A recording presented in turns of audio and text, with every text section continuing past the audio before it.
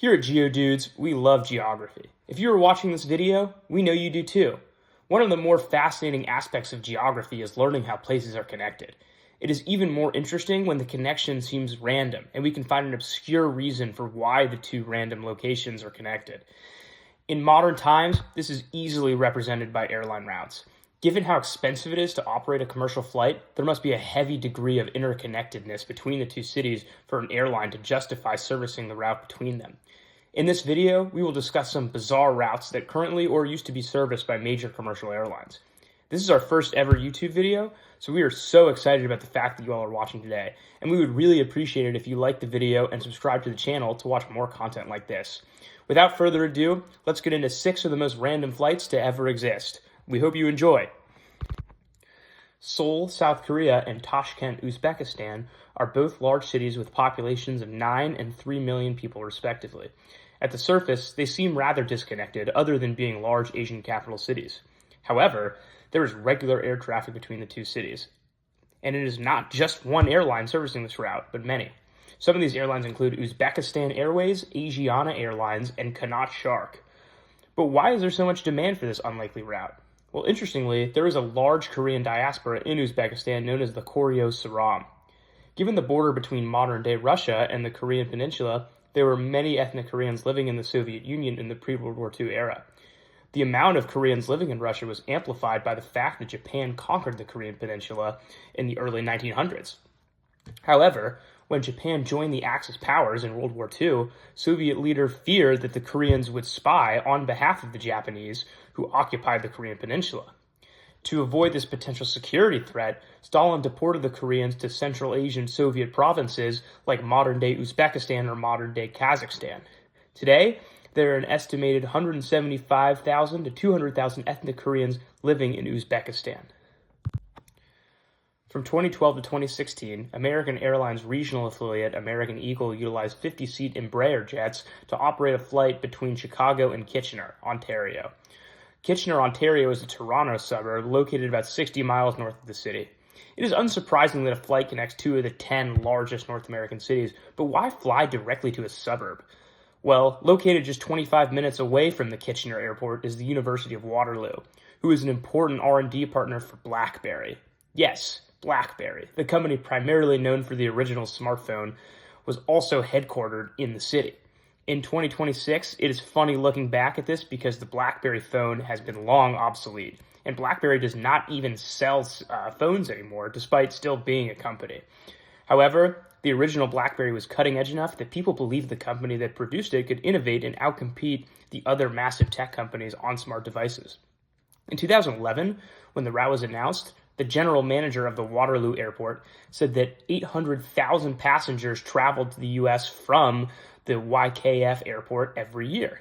While there were other tech companies in the area, BlackBerry had the most notable presence. The most primitive version of a smartphone was enough to play a non-trivial role in shaping the commercial aviation market, and that is worth discussing. Many aviation geeks and geography nerds know about United's island hopper route that services multiple Pacific islands. A similar but under-discussed route that I had never seen online before doing the research for this video is Qantas's Fiesta route, which operated in the 1960s and 1970s. The idea was to commute passengers from Sydney to London in a fun way rather than a traditional layover. A Boeing 707 V-Jet would typically stop for fuel, but also passenger fun, at a variety of tropical locations. These included Fiji, Tahiti, Acapulco in Mexico, Mexico City, the Bahamas, and Bermuda, before finally arriving in London. The Acapulco stop in particular is fascinating. Mexico City is the more obvious tourist destination, but its elevation made it too difficult for a 707 to take off with a full tank, so it would fuel at nearby Acapulco to give the aircraft enough fuel for its eventual journey across the Atlantic. The journey took 45 hours in total, 27 of which were spent in the air. Passengers were not required to do the journey all at once. They could stay in any of the stops for as long as they like and rejoin the route on a different flight at a later date. Qantas eventually discontinued the route when more fuel-efficient aircrafts were developed, and the idea of stopping at multiple islands on the way to London became economically inefficient. However, it was a fascinating way to travel and make the best of a layover by allowing passengers to see parts of the world they may never have seen. I wish that there was something like this that we could do and pay extra for, even if it isn't the most economically efficient way to fly. Speaking of Mexican pit stops, it's time for a bonus flight. Until recently, Hainan Airlines operated a flight from Beijing to Tijuana for similar reasons to the Qantas Fiesta route stop in Acapulco. The real goal for the Chinese carrier was Beijing to Mexico City, but the altitude in Mexico City makes it impossible for a large, long-haul aircraft to reliably take off fully fueled for the flight to Beijing. Air gets thinner as altitude increases, so a heavy aircraft would struggle to achieve the required lift for takeoff compared to at lower altitudes.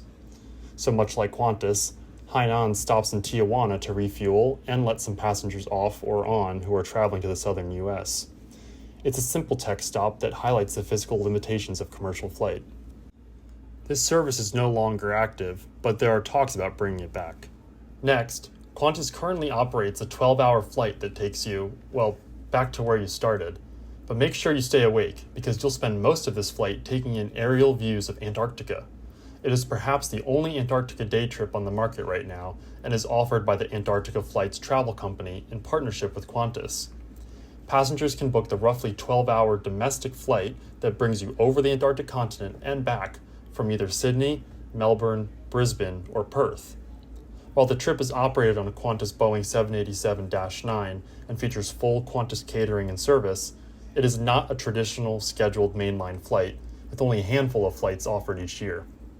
Passengers don't earn frequent flyer miles and are not allowed to check luggage.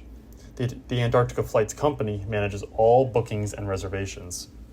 Tickets are very expensive, and the experience seems to be marketed more as a luxury excursion than a simple sightseeing trip. The cabin is divided into 6 zones. Explorer Economy Class has the lowest fares at $1,399 per person, but these seats don't even have direct window access, and people sitting in these seats are relegated to standing in the aisle for views. On the other hand, business class deluxe seats are $9,000 apiece, so this is certainly not a budget-friendly joyride. Tickets are booked in pairs, and passengers swap seats halfway through so everyone gets a chance to look out the window. To make sense of what you're looking at, there are Antarctica expeditioners and experts on board that provide commentary throughout the trip. If there was ever an aviation version of glamping, or glamorous camping, I think this is it. Nevertheless, it is truly a unique way to catch a glimpse of Antarctica without the logistical mess involved in stepping foot on the continent itself. Finally, Janet Airlines. This is a highly classified fleet of passenger aircraft used to shuttle military personnel and government contractors to various special access program facilities in the American Southwest. Established by the CIA in the 1970s, the fleet is now operated by the U.S. Air Force and consists of a handful of white Boeing 737-600s, each with a single red stripe painted along the length of the fuselage. The fleet also includes some Beechcraft King Air aircraft as well. While operations are highly classified, there still is a lot known about Janet Airlines, given that they are based out of a private terminal at Harry Reid International Airport in Las Vegas, Nevada. While the destinations are encoded, we do know a few frequent locations Janet aircraft fly to. Edwards Air Force Base, the Tonopah Test Range, the China Lake Weapons Center, and of course, Area 51 are all primary places Janet airplanes fly to. There's no confirmation on why the call sign is Janet either, but there are a few theories. Some think it's an acronym for Joint Air Network for Employee Transportation. Others think the CIA officer directing the program during its inception just casually picked his wife's name to try and be inconspicuous. Today, the aviation community has adopted the more fun acronym of just another non-existent terminal. Ultimately, we will probably never know the reason or the full scale of the Janet operation, but that's all part of the allure. Thank you for watching our video today. If you guys know of any interesting, obscure flights that we missed, let us know in the comments. We'd love to learn more. If you guys like this content, let us know, and we may make a part 2.